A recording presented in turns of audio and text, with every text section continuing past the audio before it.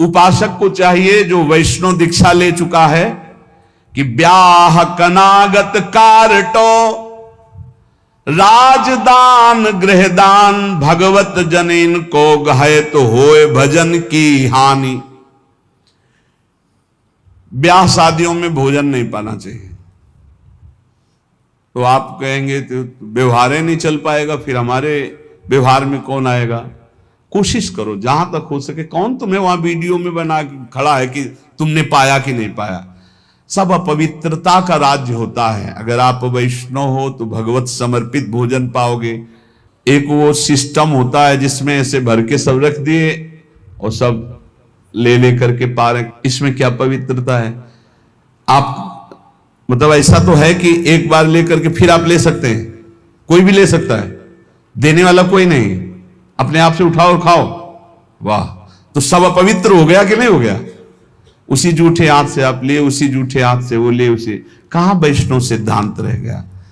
पहले गांव में तो ऐसे पवाया जाता, सबके पैर धुले जाते थे, पट्टी बिछाई जाती थी, बैठाला गया, सुंदर पत्ते के वो पत्तल धोने और फिर रज के कुल्हड़ आदि पात्रों में बढ़िया और परोस करके फिर जय जयकार हो, गांव में भी जय हो जयकारा लगता था। और फिर ऐसे और जो पूज्य जन होते थे उनको भेंट देकर पैर छुआ, ऐसे सम्मान। अब ये जूता पहने सब पवित्र भोजन, तो इसलिए मना कह रहे हैं ब्याह का भोजन नहीं लेना चाहिए। विरक्त को तो बिल्कुल नहीं लेना चाहिए। गृहस्थी में अपना देख लो, काम चला लो। उस दिन पेट दर्द कर रहा है ऐसा कह दो, नहीं, अपना बोल दे कि भाई आज हमारा पेट खराब है, उल्टी जैसा लग रहा है, अगर इतना भी पाया तो उल्टी हो जाएगी, अगर आप चाहो तो नींबू पानी ले सकते हैं। ऐसे काम चलाना चाहिए। अपनी वैष्णवता पवित्र, अब उन्हीं में लोग मदिरा जिरा प्रिय उसी से ले रहे हैं, उसी से आप लोगे जूठा, कैसे भजन बनेगा? और दूसरा कह रहे हैं कनागत, पितरों का जो पक्ष आता है उसमें जो भिक्षान पितर श्राद्ध का ये निषेध किया गया। ये नहीं, वैसे ब्रजवासी जन देते भी नहीं, मना कर देते, बाबा हमारे यहाँ श्राद्ध है, और वैसे लेना भी नहीं चाहिए, नहीं तो भजन का नाश होता है। ब्याह का भोजन नहीं लेना चाहिए, कनागत पितर श्राद्ध का भोजन नहीं लेना चाहिए, और कारटो वो जो तेरही जो शरीर छूटने के बाद वो भंडारा होता है वो वैष्णव जनों को नहीं पाना चाहिए। अब अपने घर में है तो बात अलग है, लेकिन निमंत्रण का नहीं पाना चाहिए, और विरक्त को तो पाना ही नहीं चाहिए। ब्याह का नहीं पाना चाहिए, पितृ श्राद्ध का नहीं पाना चाहिए, और कारटो कहते तेरही जो 13 वहां शरीर पूरा होने के बाद वो नहीं पाना चाहिए। और कह रहे हैं राजदान, राजा का भोजन नहीं पाना चाहिए। बड़े राज पदों पर विराजमान उनका प्रतिग्रह नहीं लेना चाहिए। और यहां प्राय हम प्रार्थना करते हैं अपने जनों से कि कभी ऐसा न स्वीकार किया जाए। जो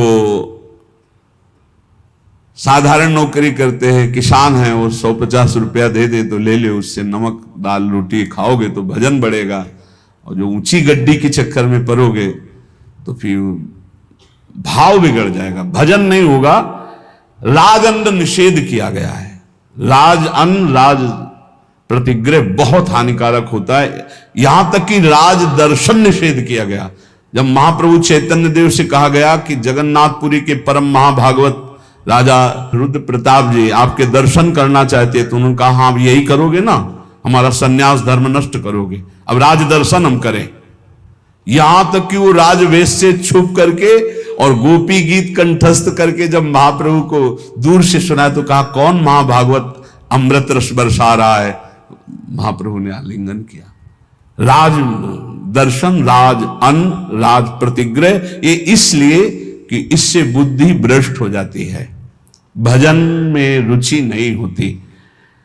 और आगे कह रहे गृह दान, ग्रहों का दान। एक हम गृहस्थ को देखा, जब उनके लड़का बच्चा बीमार होते थे तो खीर हलवा और भेंट उसको गोद में लाते और ऐसे सामने उतारते, कहते ले बाबा। एक बार गुरुजी से पूछा कि भिक्षा में जैसे, अरे बोले ले मत लेना, उसमें नहीं कभी ऐसा। देखो लोग संत महात्माओं को क्या समझते हैं, ऐसे पवाया जाता है जैसे अपने पुत्र को पवाओ। तो किस भाव से पवाते हो? बस पुत्र ने पा लिया यही सौभाग्य, संत ने पा लिया सारे अमंगल नष्ट हो गए। इसीलिए बहुत संभल के खान पान करना, जैसे कोई बीमार है उतार के, और ऐसे, या ग्रह नक्षत्रों का दान, बोले होए भजन की हानि पक्का। ब्याह का, श्राद्ध का, पितृपक्ष का, एकादश श्राद्ध का, 13वीं का, राजन का और ग्रहों का दान, भगवत जन इनको गाए तो होए भजन के हानि पक्का। भजन नाश हो, जो ग्रह नक्षत्रों आदि का नहीं दान पुण्य करते, बहुत होश में। घाट बाट चौपाल चुरी देवल हाट मसान, भगवत बसिन सराय में भजन भड़ाई निदान। इतने जगह का भोजन नहीं लेना चाहिए, ऐसी जगह बैठ के भजन नहीं करना चाहिए। बोले घाट में जहां स्त्री पुरुष स्नान कर रहे हो वहां बैठकर भजन नहीं करना चाहिए। भजन नहीं होगा, उपद्रव करेगा, नेत्र चंचल होंगे। जहां स्त्री पुरुष की भीड़ लगी हो, लोग स्नान करते हो, ऐसे स्थानों पे उपासक को नहीं बैठना चाहिए भजन के लिए। जहां से लोग रास्ता बनाए हों वहां नहीं बैठना चाहिए। घाट बाट और चौपाल, चौराहे पर नहीं, और देवल मंदिर में बैठकर नहीं, और हाट बाजार में बैठ करके नहीं, और श्मशान में बैठकर नहीं। भगवत रसिक सराय, सराय आदि में जहां बहुत लोग बैठकर संगोष्ठी करते हो वहां नहीं। इससे भाव दूषित हो जाएगा, तुम्हारा भजन नहीं बनेगा। घाट बाट चौपाल चूरी देवल हाट मसान, नदी के किनारे जहां बहुत लोग स्नान कर रहे हो, घाट के और रास्ते में और चौपाल में, चौराहे में, मंदिर में, बाजार में, श्मशान में, सराय आदि में बैठकर भजन नहीं करना चाहिए, क्योंकि भजन भाव इससे दूषित हो जाता है, बिगड़ जाता है। तो भजन कहां करे फिर? नदी किनारे गिर शिखर बाग इको सो देखी, भगवत जन बिलमो तहा बाढ़े भजन विषेक। कोई नहीं है, कोई स्नान करने नहीं आता, ऐसे घाट से अलग स्थान पे माताएं बहनें ना बैठे। ये विरक्त संतों की बात कही, माताएं बहनें समाज का ही सेवन करें। ऐसी जगह बैठे जहां लोग आ जा रहे हैं, ऐसी जगह बैठे जहां 4 लोग बैठे हुए हैं। एकांत ऐसे स्थानों में ना ये सूत्र स्वीकार करें। नदी किनारे बहुत दूर एकांत में जहां जन साधारण लोग न जाते हो, गिर शिखर पहाड़ के किसी एकांतिक चोटी पर बैठकर, या किसी एकांतिक बाग में, या किसी एकांत स्थान में जहां लोगों का ठहरना बैठना आना जाना नहीं है, ऐसे स्थान पर बैठकर चित्त को प्रभु में लगाए तो भजन विशेष बढ़ता है। नदी किनारे गिर शिखर बाग को सो देख, भगवत जन बिलमो तहां बाढ़े भजन विशेष। श्री भगवत ऋषिक जी महाराज कह रहे हैं, ऐसी जगह भजन बढ़ता है। और सबसे ज्यादा भजन की वृत्ति आती है भगवान के प्रेमी जनों के संग में बैठकर। एक बार की गौशाला में भजन करे तो इतना आप संगम में करे, फिर लिखा था गुरु चरणों के समीप भजन करे तो अनंत गुना फल मिलता है। तो गुरु चरणों की समीपता का क्या मतलब है? अपने गुरुदेव की पादुका, अपने गुरुदेव की आपने श्री सीताराम ओंकारनाथ जी को देखा, छाती में बांधे थे अपने गुरु जी की पादुका। ये निरंतर गुरु का सानिध्य, गुरु चरण पादुका साक्षात गुरु जी। जब भरत जी ने कहा कि प्रभु हम सब तो आए हैं आपका अभिषेक करने के लिए, आप जैसी आज्ञा करें, तो भगवान ने कहा भरत जैसा तुम कह दोगे। जब सारा भार भरत जी के ऊपर डाल दिया तो भरत जी ने कहा जे विधि प्रभु प्रसन्न मन होई, करुणा सागर कीजिए सोई। प्रभु जिस प्रकार आपका मन प्रसन्न हो वही कीजिए, ऐसा नहीं आपका मन जिस प्रकार। तो भगवान ने कहा हम तो यही चाहते अपने पिता की आज्ञा का पालन करूं। तो बोले प्रभु जीने का सहारा दे दीजिए। तो भगवान ने पादुका 14 वर्ष तक पादुका को सिंहासन में विराजमान कर पूर्ण राज्य शासन आज्ञा मांगकर करते थे। ऐसे गुरु चरण चिन्ह, गुरु चरण पादुका का सानिध्य और निरंतर भजन तो अनंत गुना फल प्रदान करता है। जो उपासक अपने गुरुदेव या भगवत भक्तों को सबसे बड़ा मानता है त्रिभुवन में, उसी का भजन सिद्ध होता है। ये भी बात समझ लो। भजन न करने वाले के हृदय में दुनिया का प्रपंच आता है। नहीं तो गुरु जब मत्ता परतरम नान्यत किंचित अस्ति धनंजय, मेरे सिवा कोई है ही नहीं, तो गुरु तो साक्षात परब्रह्म है ही। को कहे अवनी बड़ी, भगवत ऋषि जी कह रहे, कोई कहता है कि संसार में सबसे बड़ी भूमि है, पृथ्वी सबसे बड़ी है, तो कोई कहता है नहीं, पृथ्वी से बड़ा तासु दूनो समुद्र पुनी, पृथ्वी से बड़ी समुद्र है, पृथ्वी से बड़ा, क्योंकि पृथ्वी से कई गुना बढ़कर जल है, तो समुद्र बड़ा है। तो बोले सो अंजुलि भरी लियो ताई सोख्यो अगस्त मुनि, बोले समुद्र से बढ़कर अगस्त मुनि है, क्योंकि अंजुलि में रख के समुद्र को पी गए। तो बोले अगस्त भी तो आकाश में एक तारे की जगह है। नव अगस्त को बास छिपे उद्योत भानु के, जब सूर्य प्रकट होता है तो उनका टिमटिमाना भी नहीं दिखाई देता, आकाश में विराजमान है अगस्त।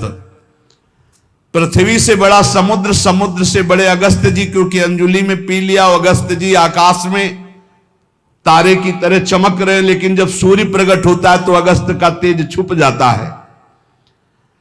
और वेदों में कहे हुए सूत्र है कि जो सूर्य है, भानु वेदियों कहा है चक्षु है चक्रपाण के, सुदर्शन चक्रधारी भगवान श्री हरि के नेत्र के प्रकाश से सूर्य प्रकाशित है। तो भगवान के नेत्र सूर्य से बढ़कर प्रकाशवान हुए, और ऐसे भगवान चक्रपाणि हरिजन के हृदय कमल कीन्हो निवास। भगवान कहते हैं मुझे भक्तों ने अधीन कर लिया है, आम भक्त पराधीनो असुतंत्र यदि, ऐसे भगवान भक्त के अधीन है। तो सबसे बड़े हुए भक्त, पृथ्वी से बड़ा समुद्र, समुद्र से बड़े अगस्त जी, अगस्त जी आकाश में, और अगस्त जी भी भानु के तेज से मंद पड़ जाते हैं, और भानु का तेज भी भगवान के नेत्र से प्रकाशित। तो भगवान श्री हरि भक्तों के अधीन है, भक्तों के हृदय में रहते, इसलिए सर्वश्रेष्ठ भक्त। जो भक्तों को सर्वश्रेष्ठ मानता है, गुरु को सर्वश्रेष्ठ मानता है, उसके हृदय के सारे दोष नष्ट हो जाते हैं और निश्चित वो भगवत प्राप्त हो जाता है। संतों ने कृपा करके हमें भगवत उपदेश किए हैं, जिससे हमारे सारे दोष नष्ट हो जाए।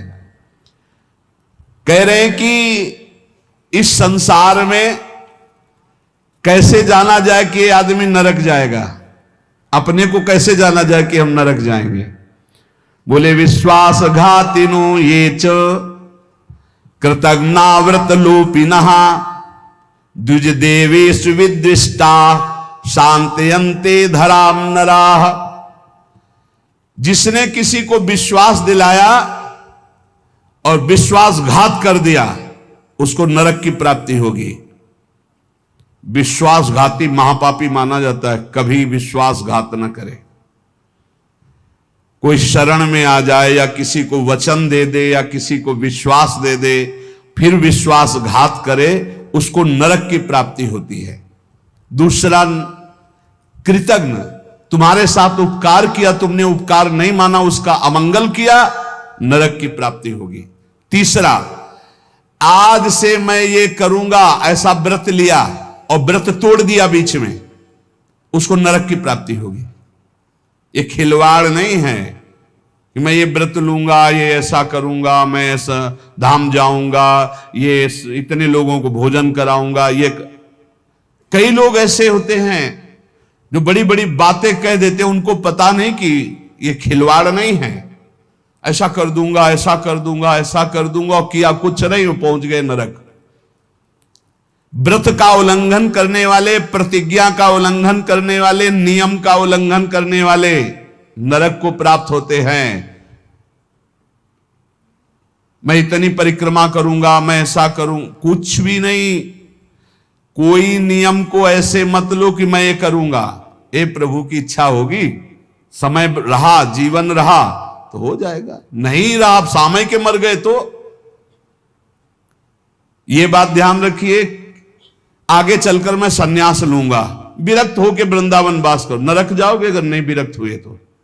मैं इतना यहां मंदिर बनवा दूंगा, नहीं बनवाया नरक जाओगे।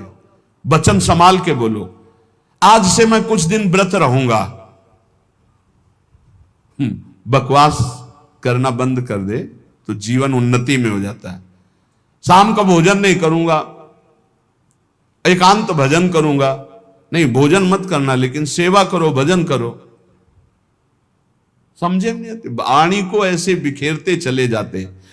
व्रत का उल्लंघन करने वाला नारकी गति को प्राप्त होता है। संतों से द्वेष करने वाला, गुरु से द्वेष करने वाला, ये नरक को प्राप्त होते हैं। और ध्यान से सुनो, जो माता पिता को दंडित करता है, गाली देता है, अपमान करता है, उसे सीधे नरक की प्राप्ति होती है। बिल्कुल पक्का समझ लो। माता पिता भगवान का स्वरूप है। मातृदेवो भव पितृदेवो भव। बिल्कुल बुद्धि खराब मत करो, कलयुग बुद्धि भ्रष्ट कर रहा है। माने मात पिता ने देवा साधुन ते करवावे सेवा, जिनके आचरण भवानी ते निश्चर समझानो। राक्षस है, और ऐसे राक्षस अब पुत्र रूप में ज्यादा पैदा हो रहे हैं।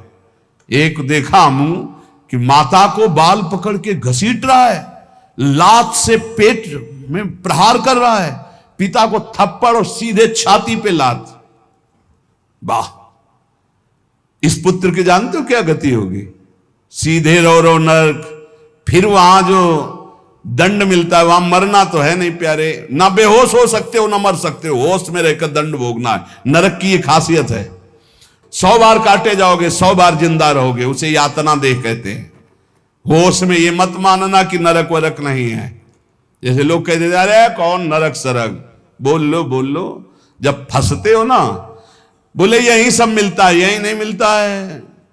जब चोरी करोगे तो पहले घर से लेके थाने तक डंडा चलेगा, फिर थाने में स्पेशल पिटाई होगी, फिर कपड़े वपड़े संभाल के तुम्हारे हथकड़ी लगा के जज के सामने, फिर वहां तुम्हारी चोरी का न्याय होगा। ये ब्याज में मिला है। ये ब्याज में घर से लेकर पकड़ने तक और थाने तक जो पिटाई हुई, ये ब्याज है। मूल तो न्यायाधीश करेगा कि 20 साल की सजा या अमुक से इतना इतना दंड। ऐसे ही कर लो मनमानी पाप। यहां जो ठोकर और रोग है, ये तो ब्याज है, मूल तो नरक में भोगना पड़ेगा। जो माता पिता का त्याग कर देता है उसे नरक की प्राप्ति होती है। जो माता पिता को दंड देता है, जो माता पिता को गाली देता है, और जो अपनी पाणी ग्रहण की हुई स्त्री को, निर्दोष स्त्री को नाना प्रकार के दोषारोपण करके दंड देता रहता है, कलह मचाता रहता है, ऐसे पुरुष को नरक की प्राप्ति। और जो अपने सज्जन पति का त्याग कर पर पुरुष का अनुसरण करती, ऐसी स्त्री को नरक की प्राप्ति होती है।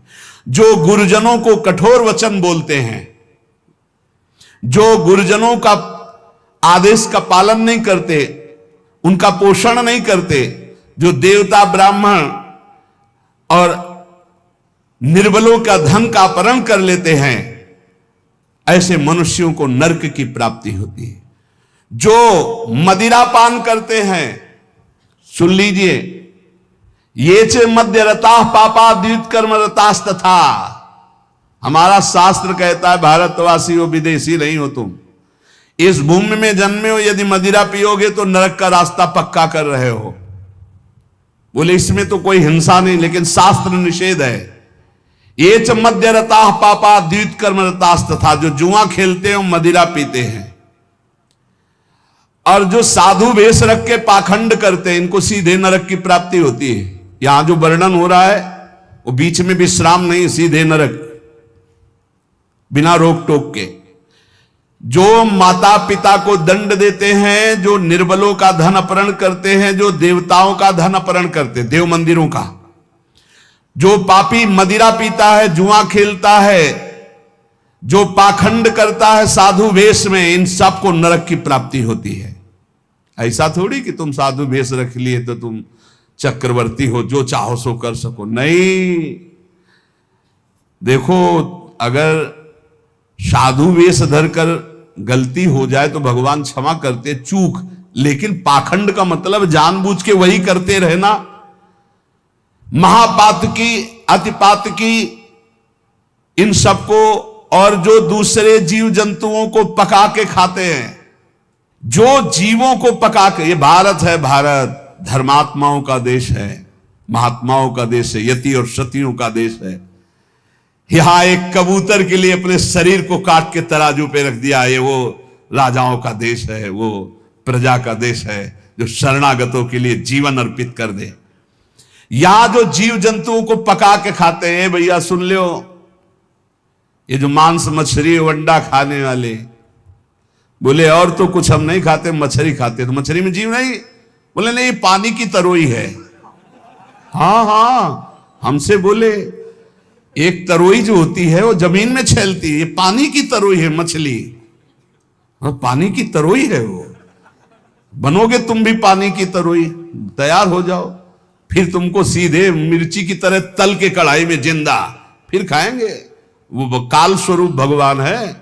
अर्जुन को दिखाया कि देखो भीष्म द्रोणाचार्य लौंग इलायची की तरह फंसे हमारी डाढ़ों में। होश में रहो, शास्त्र आज्ञा है। जो दूसरे जीव जंतुओं को मार के उबाल के, बोले हम तो नहीं इसे पर खरीद के लाते हैं, वैसे ही भोग मिलेगा, दंड मिलेगा। और सुनो, जो सत्कर्म का संकल्प करके सत्कर्म नहीं करते, सत्कर्म का संकल्प लेके सत्कर्म का ये करूंगा, ये दूंगा, ये ऐसा कभी मत बोलो, जबान से कर दो, कर दिया, जबान से बोल दिया और किया नहीं तो नरक जाओगे। जो दूसरों को सदैव कष्ट ही देता रहता है, जो शास्त्र और धर्म के विरुद्ध चलता है, शास्त्र के अनुसार चलने वालों का उपहास करता है, जो दूसरे की जीविका छीन लेता है, जो द्वेषवश महामहिम गुरुजनों की निंदा में प्रवृत्त होता है, वे सब नरक जाते हैं। जो दाता दान दे रहा है और वो जाकर उसको भड़का के रोक देते हैं, नरक जाएंगे, दाता भी और भड़काने वाला भी। जो पाप कर्म के लिए प्रेरणा देता है, जो अनाथ उनको पीड़ा पहुंचाता है, इन भूतल पर ऐसे लोगों को नरक की प्राप्ति होती है और ये पाप उनको घोर दुख में नरकों में ढकेलते हैं। ब्रह्मण्यम पुण्यमुत्सृज्य ये द्विजा लोभ मोहिता कुकर्म युपजीवंती ते वै निर्यागामिना निरयगामिना नरकगामी। ध्यान से सुनना, जो ऊंचे कुलों में जन्म लेकर के निम्न आचरण करते हैं, न संध्या है, न बंधन है, न अर्घ देना है, बस मनमानी पापाचरण, सीधे नरक, खिलवाड़ नहीं है। तभी कलयुग ने ब्रह्मा जी से कहा था चिंता मत करो। जैसे बड़े भैया ने सतयुग ने कहा हमारे राज्य में कोई नरक नहीं जाएगा, फिर छोटे भैया त्रेता जी ने कहा कि हमारे राज्य में भी जैसे बड़े भैया का राज्य वैसे ही रहेगा।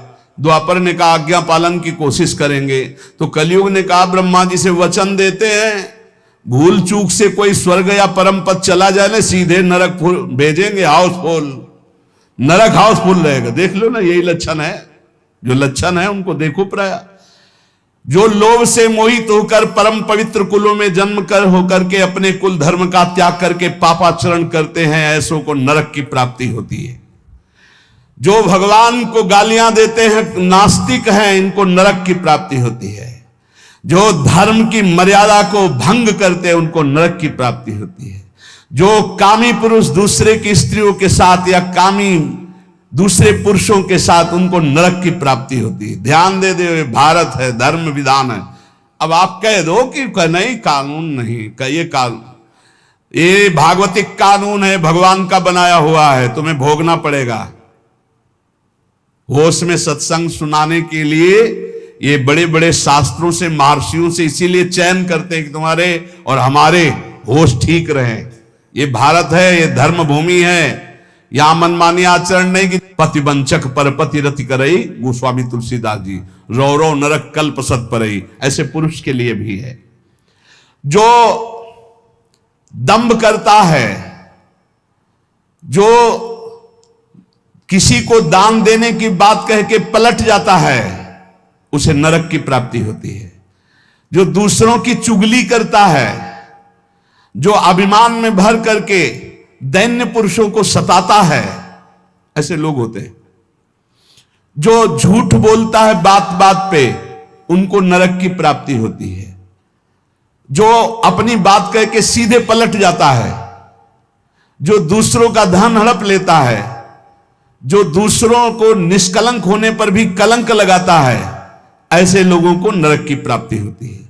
जो पराये सुख और संपत्ति को देखकर जलते हैं, जो प्राणियों के प्राण लेने में बड़े सुख का अनुभव करते, तलछा तलछा कर मारते हैं, बहुत निर्दयी लोग हैं, बहुत निर्दयी लोग। ये जलाते हैं पशुओं को, ऐसे पैर बांध दिए, ऊपर ऐसे सरिया डाल के उसमें पैरों में, और नीचे आग लगा दी। धीरे धीरे घंटों में तड़प, अब मुंह बंधा है, आवाज नहीं निकल, तड़प तड़प कर वो मर रहे, और वो 4-10 बैठे हंसी मजाक करे, करो करो मजाक करो। यमदूत ऐसे ही बांधेंगे, बिल्कुल ऐसे ही। और वहां यहां एक दिन तुम ऐसा पाप करोगे, वहां सैकड़ों वर्ष उसका भोगना पड़ेगा। जैसे 15-20 मिनट पाप कर ले, कत्ल कर ले, व्यभिचार कर ले, पूरे जीवन जेल में रहना पड़ेगा, फांसी भी हो सकती है। ऐसे ही यहां एक पशु को तुमने जलाया, आनंद लिया, वहां हो सकता है कि एक कल्प तक तुमको जलाया जाए। जैसे यहां एक 15 मिनट का अपराध, आजीवन कारावास। होश में, ये नहीं मानना कि ये नरक स्वर्ग सब व्यर्थ है। जो लोग पराई स्त्री को फुसला के फंसा के दुराचार करते हैं, मार देते हैं, जो लोग कुआं, बगीचा, पोखरा, पौशाला, इन स्थानों को अपवित्र करते हैं बेविचार के द्वारा, मलमूत्र त्याग के, मान लो पानी है, पानी में मलमूत्र करना, पानी में बेविचार करना, पानी, ऐसों को सीधे नरक मिलता है, सीधे नरक। पोखरे में, कुएं में, बगीचे में जो अपवित्र आचरण करते हैं, उनको नरक की प्राप्ति होती है। जो देव स्थानों में दी गई जमीन संपत्ति को हड़प लेते हैं, जो बच्चों को चुरा लेते हैं, शिशु बच्चों को चुरा कर बेचना, या जो अतिथि को भोजन दिए बिना स्वयं भोजन कर लेते हैं, ऐसे लोगों को नरक की प्राप्ति होती है। जो सन्यास का संकल्प लेकर फिर सन्यास आश्रम को कलंकित करते हैं, जो मित्र भाव करके दगा दे देते हैं, ऐसे जितने पुरुष बताए गए, ये सब के सब नरकगामी होते हैं। इसलिए हम श्री भगवान का आश्रय लेकर नाम जप करते हुए सुधार करें, हमको नरक न जाना पड़े, इसी जन्म में हमारी भगवत प्राप्ति हो जाए, निश्चित हो जाएगी नाम जप से। और ये संकल्प लो, अब लो नसानी, अब ना न सही हो, तो भगवान कृपा करके माफ कर देंगे। आम तो हम सर्व पापेभ्यो मोक्षयिष्यामि मा शुचा। श्री राधा वल्लभ लाल की।